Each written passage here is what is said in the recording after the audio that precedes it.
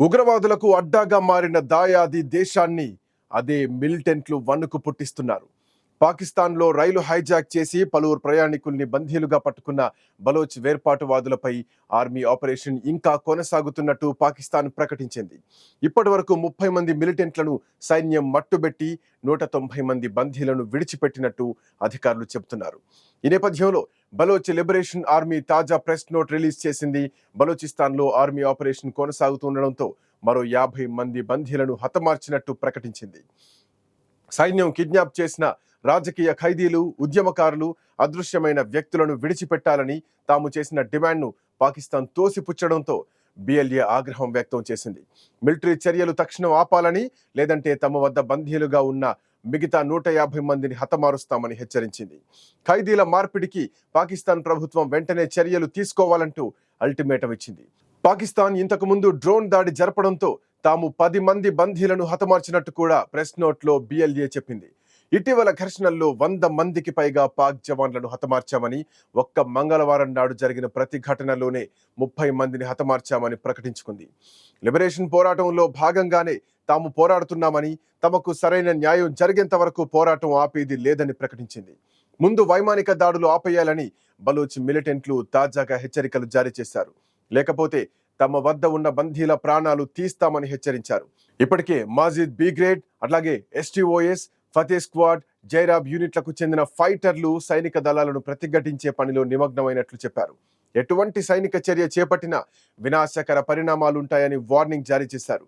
బందీల్లో Pak army captain rank అధికారి సహా కొందరు పారామిలిటరీ సిబ్బంది కూడా ఉన్నట్టు సమాచారం. అయితే బందీలు మొత్తం రైల్లోనే ఉన్నారా అనేది కూడా అనుమానంగానే ఉంది.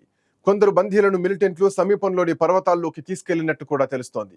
దీంతో భద్రతా దళాలు ఆ దిశగా కూడా వేట మొదలుపెట్టినట్లు తెలుస్తోంది. బందీల్లో పాక్ భద్రతా దళ సిబ్బంది, పంజాబ్ వాసులనే బలోచ్ మిలిటెంట్లు లక్ష్యంగా చేసుకున్నట్టు తెలుస్తోంది. హైజాక్ జరిగిన ప్రదేశం పర్వత ప్రాంతం కావడం పాక్ భద్రతా దళాలకు ప్రతికూలంగా మారింది. ఈ రైలు ప్రయాణ మార్గం మొత్తం పర్వతాల నుంచి వెళ్తుంది. ఇక్కడ మొత్తం 17 టన్నెళ్లు ఉంటాయి. దీంతో రైళ్లు తక్కువ స్పీడ్తో వెళ్తాయి. దీంతో ఈ ప్రాంతాన్ని దాడికి అనువైన ప్రదేశంగా ఎంచుకున్నట్లు తెలుస్తోంది.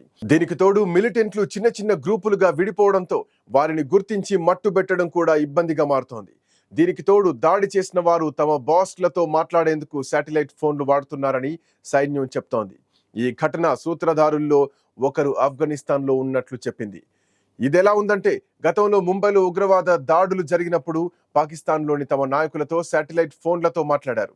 సరిగ్గా అదే ఇక్కడ రిపీట్ అవడం అంటే కర్మ రిపీట్ అయిందని అంటున్నారు విశ్లేషకులు. ఇక్కడే మనం మరో సంఘటనని కూడా గుర్తు చేసుకోవాలి. గతంలో అసాంజే వికీలీక్స్ పత్రాలు బయటపడ్డప్పుడు కూడా ఒక వార్తను అప్పుడు ఎవరు అంతగా పట్టించుకోలేదు. అదేంటంటే 2029లో పాకిస్తాన్ని 4 ముక్కలుగా విభజించాలని అమెరికాకు చెందినటువంటి డీప్ స్టేట్ ప్రణాళిక చేపట్టింది. డీప్ స్టేట్ అంటే అమెరికాకు చెందిన కొందరు ప్రముఖులు కలిసి ప్రపంచాన్ని తాము అనుకున్నట్టుగా నడిపించేటువంటి గ్రూప్. అది ఏమని నిర్ణయిస్తుందో అలా జరిగిపోతుంది. అలా జరగడానికి డీప్ స్టేట్ ఆర్థికంగా సాయం అందిస్తుంది.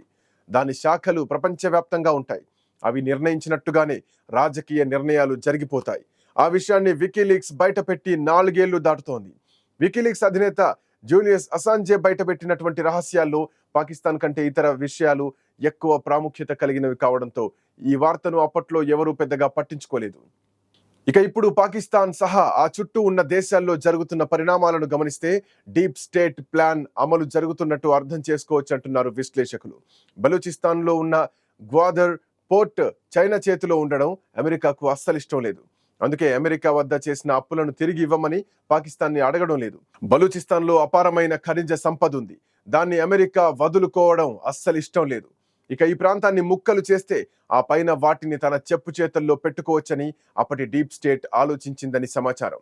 మరోవైపు సిరియాలో తిరుగుబాటు జరిగిన సంగతి చూస్తే ఏ రక్తపాతం లేకుండా అధికార మార్పిడి జరిగిందనుకొని 3 నెలలైనా కాలేదు. ఇక ఇప్పుడు షియా సున్నీల మధ్య ఘర్షణలు మొదలయ్యి వందల్లో షియాలని సున్నీలు చంపేస్తున్నారు. దీని అర్థం సిరియాను కూడా ముక్కలు చేసి ఒక ముక్క ఇజ్రాయిల్, 2 ముక్క సున్నీలు, 3 ముక్క షియాలకు పంచాలని ప్లాన్ చేసింది అప్పటి అమెరికా. ఇటు గాజాను కూడా అమెరికా స్వాధీనం చేసుకుని తర్వాత ఇజ్రాయిల్కి అప్పజెప్పాలని అనుకుంది. అదే ప్రణాళికను కొద్దిపాటి మార్పులతో తాజా అమెరికా అధ్యక్షుడు డొనాల్డ్ ట్రంప్ పాలనలోనూ కొనసాగుతోంది. ఇక ఈ మేరకు పాకిస్తాన్ మరోసారి ముక్కలుగా విడిపోవడం ఖాయమని అంటున్నారు విశ్లేషకులు. దానికి 2029 సంవత్సరం వేదిక కానున్నట్టు చెబుతున్నారు. ఇక హైజాక్ స్థితి ఇప్పుడు చూస్తే గనక నిన్నంతా పాకిస్తాన్ మీడియా ఈ ఘటన గురించి పరిమితంగానే ప్రచారం చేసింది. ప్రముఖ పాకిస్తాన్ దినపత్రిక డాన్ మాత్రం అక్కడి ప్రభుత్వం గొప్పతనాన్ని కీర్తించే పనిని ముందరేసుకుంది. తీవ్రవాదులకి రైల్లో ఉన్న సైనికులకి మధ్య ఇంకా కాల్పులు జరుగుతున్నాయని సమాచారం. బలూచిస్తాన్లో ఎమర్జెన్సీ విధించి మరిన్ని భద్రతా దళాలని తరలించడానికి 2 ప్రత్యేక రైళ్లను పంపించింది ప్రభుత్వం. అయితే ఇప్పటికే బిఎల్ఏ తమ డిమాండ్లను నెరవేర్చడానికి 48 గంటల వార్నింగ్ ఇచ్చింది. ఆ గడువులో ఇప్పటికే 24 గంటల సమయం పూర్తయింది. మిగిలిన గంటల్లో వారితో చర్చలు జరిపి ఏదైనా పరిష్కారం లభించినట్లయితే గంటకు 5 చొప్పున చంపేస్తాం ఒకవేళ పరిష్కారం దొరక్కపోతే అంటూ బిఎల్ఏ రెబల్స్ హెచ్చరించారు. అయితే వారితో చర్చించేందుకు పాకిస్తాన్ సైన్యం సిద్ధంగా లేదు. సైన్యం అంగీకారం లేనిదే పాక్ ప్రభుత్వం ఏమీ చేయదు. ఆపరేషన్ ద్వారానే బందీలను విడిపించుకుంటామని ప్రభుత్వం చెబుతోంది. మరోవైపు మమ్మల్ని ఆపడానికి సైన్యాన్ని పంపిస్తే రైల్లో ఉన్న ప్రయాణికులను చంపేస్తామని హెచ్చరించింది బిఎల్ఏ. గతంలో 2024 నవంబర్లో క్వెటా రైల్వే స్టేషన్లో జరిగిన ఆత్మాహుతి దాడిలో 60 మంది చనిపోయారు. ఆ కారణంగా 2 నెలల పాటు క్వెటా నుండి పెషావర్కి రైలు సర్వీసులు రద్దు చేసి ఈ మధ్యనే మళ్లీ రీస్టార్ట్ చేశారు. ప్రయాణికుల్లో బలూచి భాష వస్తే వదిలేస్తున్నారు, ఉర్దూ మాట్లాడితే చంపేస్తున్నారు. బలూచ్ రెబెల్స్ అని అధికారులు ప్రచారం చేస్తున్నారు. ఒకవేళ పాకిస్తాన్ తమ డిమాండ్లను అంగీకరించినట్టయితే రైల్లో ఉన్న ప్రయాణికులను కూడా అదే విధంగా చంపే అవకాశం ఉంది. బలూచిస్తాన్ ప్రాంతంలోని లూచిస్తాన్, ఖైబర్ అట్లాగే పఖ్తున్ఖ్వాల మీద పాకిస్తాన్ ప్రభుత్వం పట్టు కోల్పోయిందని ఫిబ్రవరి 18న అక్కడి మత రాజకీయ నాయకుడు మౌలానా ఫజలుర్ రెహమాన్ సాక్షాత్తు నేషనల్ అసెంబ్లీ సాక్షిగా వ్యాఖ్యలు చేశారు. బలూచిస్తాన్ పరిస్థితికి ప్రభుత్వం సైన్యంతో పాటు ఐఎస్ఐ కూడా కారణమేనని ఆయన ఆరోపించారు.